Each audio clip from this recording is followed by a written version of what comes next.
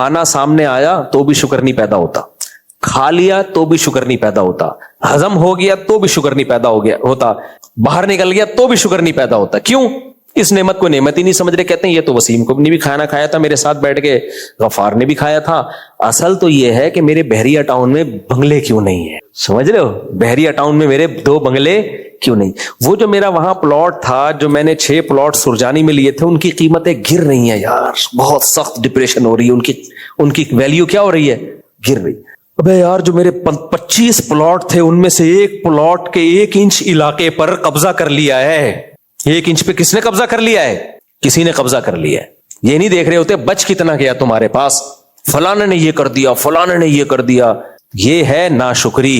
हमारे हजरत के पास बहुत पैसा था, खुशी किस चीज से महसूस करते थे? हजरत खुद बताते थे, फरमाते थे ये नहीं होता कि मैं खाना खाऊं और खा के अल्लाह का शुक्र अदा करूं, अल्लाह तूने खिलाया। ना ना, ये तो बहुत कम शुक्र हो गया भाई। सिर्फ खाना नेमत थोड़ी है। सबसे पहले नेमत है भूख। जब शदीद भूख लगती है और एहसास होता है कि अब खाना खाएंगे, तो मजा आता है कि नहीं आता? हाँ, भूख लग रही हो, खाने का इंतजाम ना हो, फिर ये भूख टेंशन है। देखो दोबारा से, अब ये वाली मिसाल समझ में नहीं आएगी। दोबारा से, मर्द की शादी होने वाली हो, जवान आदमी की, तो शादी अभी हुई नहीं है, होने वाली हो, तो उसकी खुशी से नींदें उड़ती हैं कि नहीं उड़ती? क्या ख्याल है? लेकिन अगर ना होने वाली हो तो टेंशन से नींदें उड़ती हैं। लेकिन जो ख्वाजा सिरा है, उसकी शादी होने वाली हो, तो ना होने वाली होने से खुशी से नींदें उड़ती है, ना नहीं होने वाली होने से टेंशन से नींदें उड़ती है। तो ये जो तलब है ना, तलब का, अब मिसाल समझ में आ गई होगी, तलब का पैदा होना अल्लाह की बहुत बड़ी नेमत है, बशर्ते कि उस तलब की जो रिक्वायरमेंट है ना, जो आपकी, उसके पूरा करने का इंतजाम हो।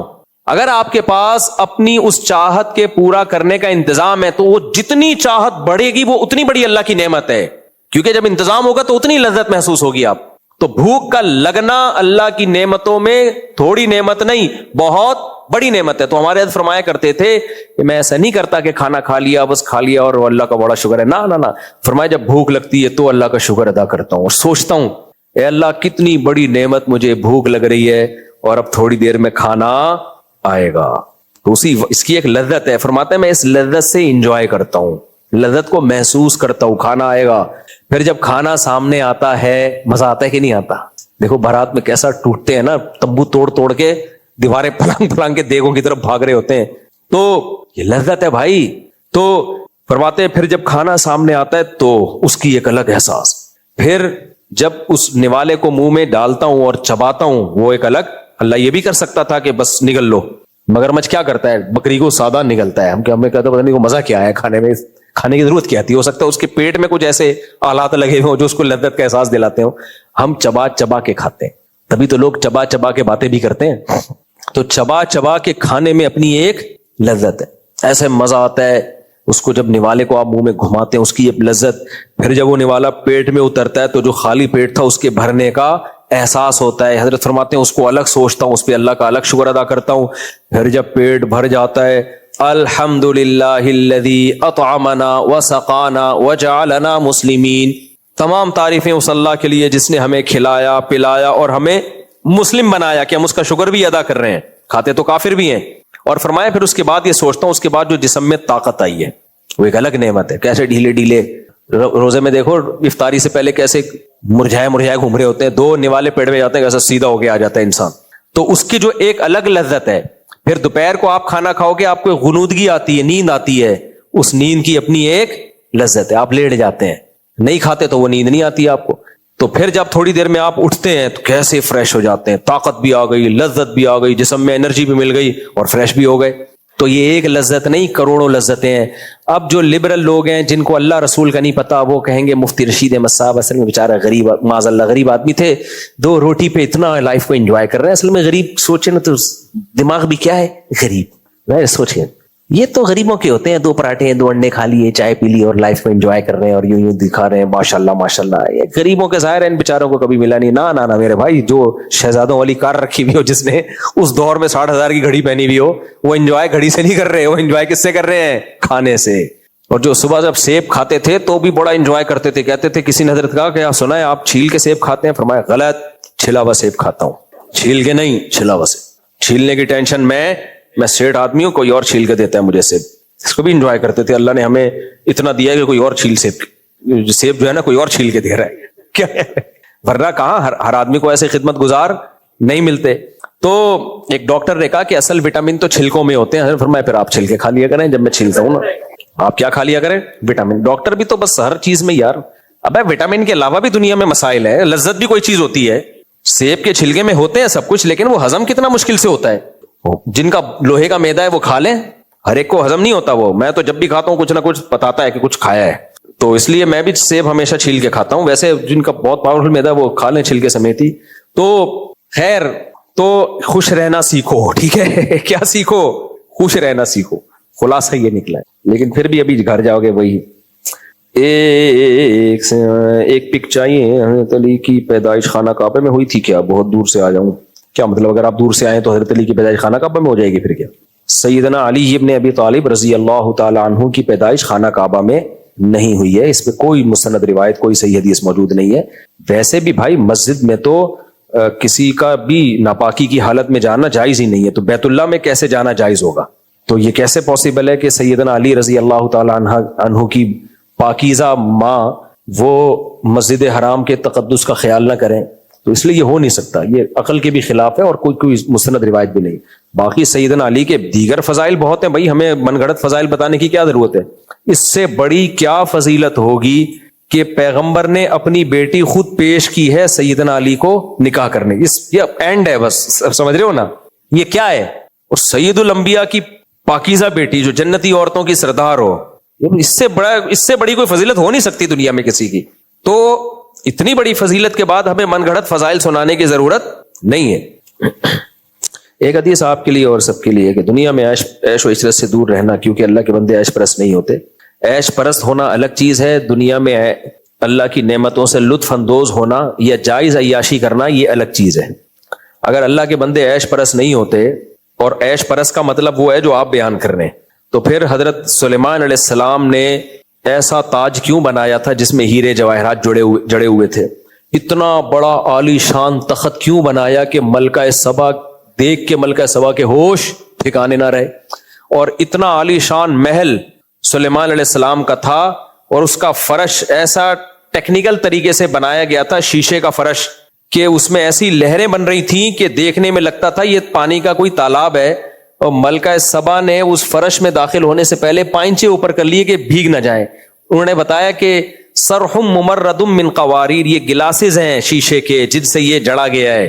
तो इस तकल्लुफ की सुलेमान अलैहिस्सलाम को जरूरत क्या थी? तख्त के बजाय एक मंजी रखते क्या ख्याल है, वहां बैठे होते, और आलीशान महल ना होता और ऐसे शीशे ना होते, बल्कि एक ढाबा होता। क्या ख्याल है? एक छोटा सा ढाबा होता, और ये जो है वो भी ना होती, इतना आलीशान उनका जो ताज था, और ये जो कुछ जो अल्लाह ने उनको ऐशो इशरत का सामान दिया, और ये भी कहा ये सब आपका है। तो ये सब कुछ ना होता। तो ये बात बयान में बार बार कह चुका हूं कि उलमा के पास अगर कभी पैसा देख लो तो जला मत करो, शुक्र अदा कर दिया करो। जैसे हम हजरत को देखते थे, हम दाल खाते थे, हजरत मुर्गा खाते थे, तो हम क्या कहते थे, अब माशाल्लाह हमारे पीर साहब को अल्लाह ने कितना दिया है, समझ रहे हो? तो अब अगर मैं मुर्गा खा रहा हूं और आप दाल खा रहे हो, तो आप बोलो मुफ्ती साहब जिंदाबाद, क्या ख्याल है? और अगर ये होगा ना ये क्या है, ये क्या है, तो फिर मैं मुर्गा खाना नहीं छोड़ूंगा आपके इन तानों की बेस पे, क्योंकि मैं दुनिया का सबसे बड़ा बेवकूफ हूंगा कि अगर मैं किसी के जलने की वजह से दुनिया की नेमतों से लुत्फ अंदोज होना छोड़ दूं।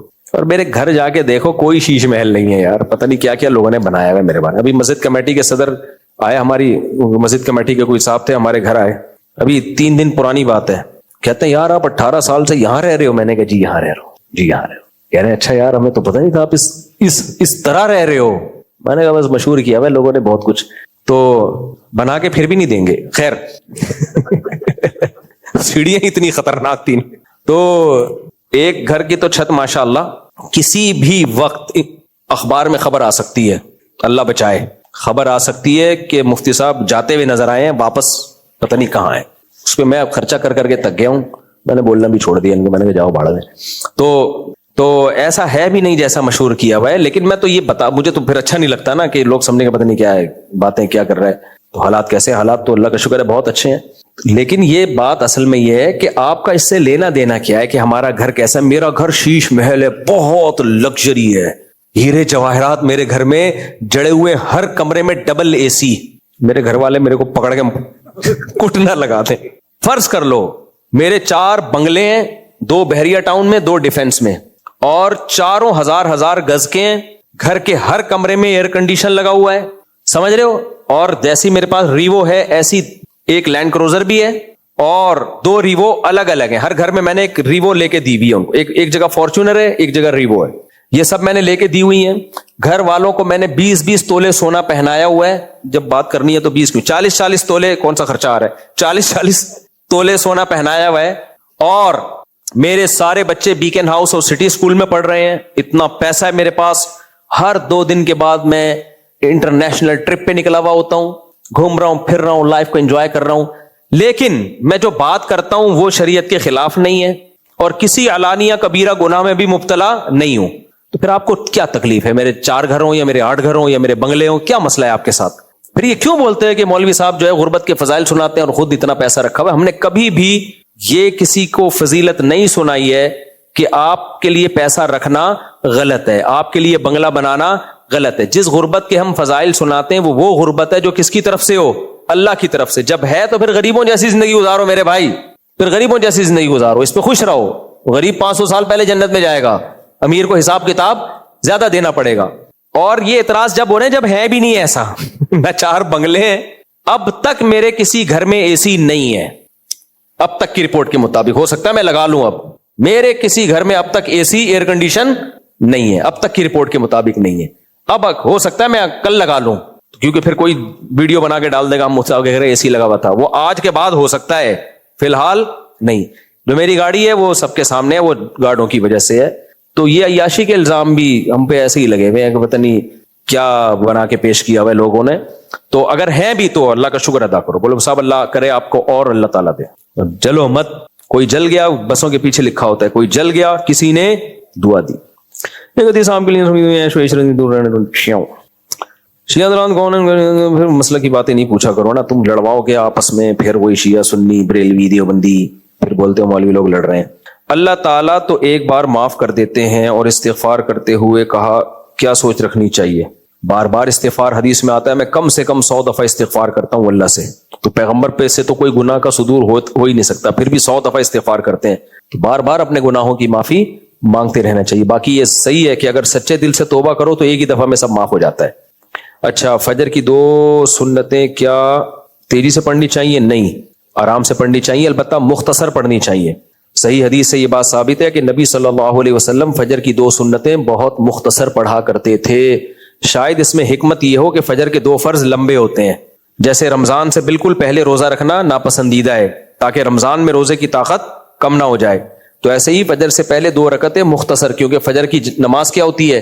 لمبی, اس میں پھر خشوع و خضوع نہیں ہوگا. تو فجر کی 2 سنتوں میں اتنی مختصر ہوتی تھی کہ سیدہ عائشہ فرماتی ہیں ہمیں لگتا تھا کہ شاید سورہ فاتحہ کے بعد آپ نے سورت بھی ملائی ہے کہ نہیں ملائی ہے, اتنی مختصر. تو سورہ فاتحہ کے بعد قل یا ایھا الکافرون, اور اگلی رکعت میں سورہ فاتحہ کے بعد قل هو اللہ احد. تو اتنی مختصر ہونی چاہیے.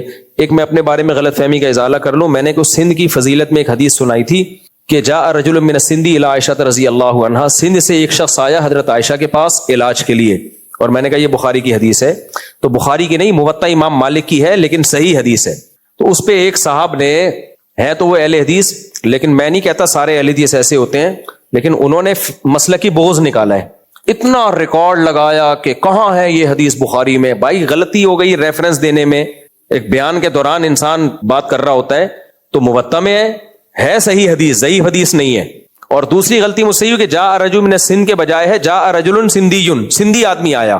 تو کیا ہو گیا, میں نے جاء رجل من السند کہہ دیا, یعنی حدیث کے الفاظ ہیں کہ ایک سندھی آیا حضرت عائشہ کا علاج کرنے, اور میں نے کہہ دیا سندھ سے ایک شخص آیا. تو کیا اس میں کوئی اتنی بڑی کوئی مسٹیک کر دی کہ جیسے پورا ایک میرا خلاف کلپ بنا کے ڈال دیا, دیکھو ان کو حدیثوں کا نہیں پتا. حالانکہ جاء رجل من السند جب کہا جائے نا, سندھ سے ایک شخص آیا, تو ہو سکتا ہے آیا سندھ سے ہو پنجاب کا, نہیں نا, کیونکہ میں نے اس حدیث سے سندھ کی فضیلت کو ثابت کیا کہ ہمیں اتنی خوشی ہوئی جب میں نے یہ حدیث سنی ہے کہ یار ہمارے سندھ کا تذکرہ بھی الحمدللہ حدیث میں ملتا ہے. اور علاج کرنے کس کا علاج کرنے گیا ہے؟ سیدہ عائشہ کا. تو یہ ہمارے لیے فخر کی بات ہے. تو اس پہ میں نے یہ کہہ دیا کہ جاء رجل من السند, تو انہوں نے مذاق اڑایا, یہ تو کہیں بھی نہیں ہے جاء رجل من السند, تو یہ نہیں ہے. لیکن الفاظ اصل میں کیا ہے؟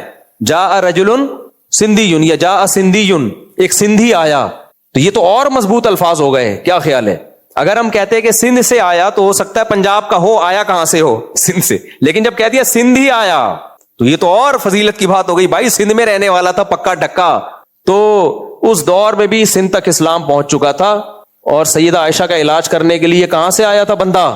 سندھی آیا تھا. سندھ سے بھی نہیں، سندھی آیا تھا. الفاظ یہ ہیں کہ سندھی آیا. تو یہ فضیلت ہے. تو اس بیچارے کو کوئی تکلیف ہوئی ہوگی کہ یہ سندھ کی فضیلت کیوں سنا دی، تو میرے اوپر طنز کرنا شروع کر دیے کہ یہ تو بخاری میں نہیں ہے، بخاری میں نہیں ہے. ابے تو پورا تو بتانا کہ ہے کہاں. بخاری میں نہیں ہے تو بول دے موطا میں ہے، اور یہ بھی تو بتا دے کہ یہ حدیث میں نہیں ہے تو دوسرا الفاظ ہے. اچھا ہاں سوری، اس نے تو الزام لگایا کہ مفتی صاحب نے یہ الفاظ گڑے ہیں. ہاں یہ انڈا موڑ کی حدیث ہے، تو بیچارے کو حدیث کا پتہ نہیں ہے. یہ موطا امام مالک کی حدیث ہے، اور وہ بھی حدیث کی کتاب ہے اور صحیح حدیث ہے. اور سندھ سے آنے کے بجائے اس میں الفاظ کیا ہے؟ ایک سندھی آیا. تو اور نیچے اس کو کمنٹس لوگوں نے لکھا مفتی صاحب کا پروگرام تو بڑھ گیا، مفتی صاحب تو مقلد ہے، مفتی صاحب تو بیٹھے بیٹھے ممبر پہ پھینکتا رہتا ہے. تو پھینک خود رہا ہے میرے بھائی. تجھے کوئی سندھ سے ویسے کوئی تیرے سندھ سے کوئی تکلیف ہے تو ہم کو سندھ گورنمنٹ کی تھوڑی تعریف کر رہے ہیں. کیا سندھ گورنمنٹ الگ چیز ہے، سندھ الگ. سندھ کی ایک تہذیب ہے، سندھی قوم کی بھی ایک تہذیب ہے بھائی. جتنی لوکل زبانیں اس وقت پاکستان میں چل رہی ہیں، سندھی کے علاوہ کوئی زبان نہیں لکھی جاتی. کیوں؟ کیونکہ ایک ہسٹری ہے بھائی، اس میں علم تھا، شاعری تھی، علم تھا. جس زبان میں علم اور نالج ہو تو وہ ریٹن فارم میں آ جاتی ہے. لیکن سندھ کے تو جو حکمران ہیں انہوں نے بیڑا غرق کر دیا سندھ کا. ہمارے حضرت فرمایا کرتے تھے کہ سندھ کا بیڑا غرق ان لوگوں نے کیا ہے. ان میں بھی کچھ اچھے لوگ بھی ہیں، سارے برے نہیں ہیں، لیکن جو اکثریت کا حال ہے انہوں نے بیڑا. ورنہ سندھ کی تو جو ثقافت اور سندھ کی تاریخ بھائی، اسلام کی انٹری اس علاقے میں کہاں سے ہوئی ہے؟ سندھ سے ہوئی ہے. تو میں نے